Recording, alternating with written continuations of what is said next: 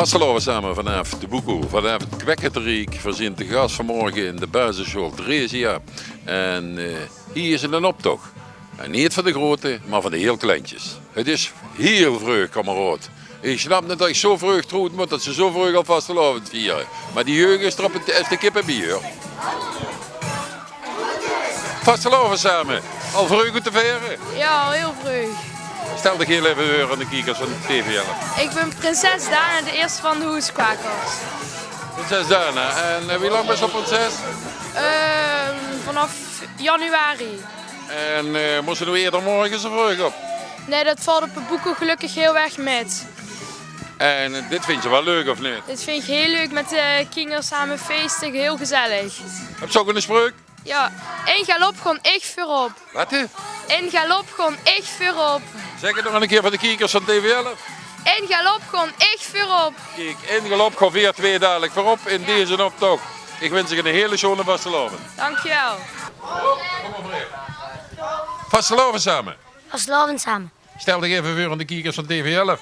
Ik ben jeugdprins Jano, de eerste van de Keelcupjes. Oh, en wie lang was dat prins? 6 weken? 6 weken. En hier dan morgen zijn vreugd op? Ja, Ja. Ja, van vasteloven te vieren. beetje. Beetje. Vind je het leuk? Ja.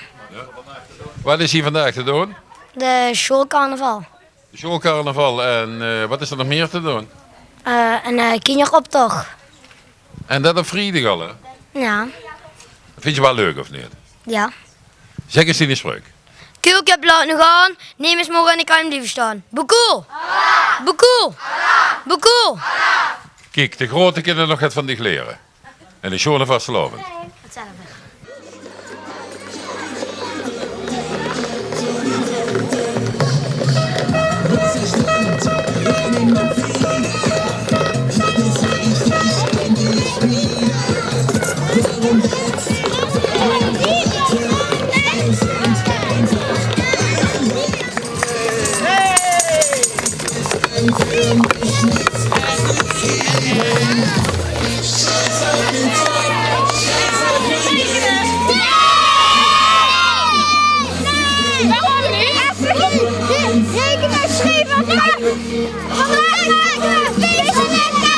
Oh ja, dat!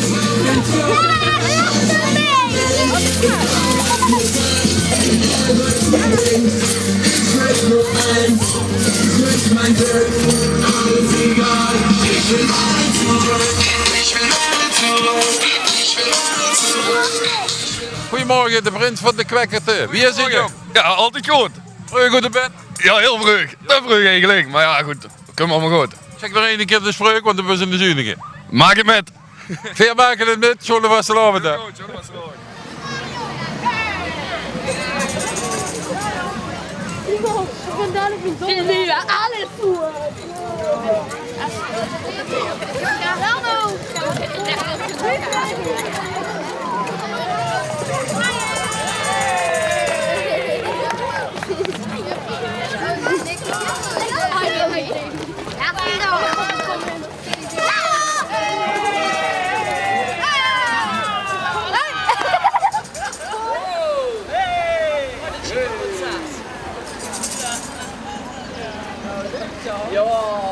Ja, het heeft aardig lang geduurd. Hij was kort en klein van het stuk.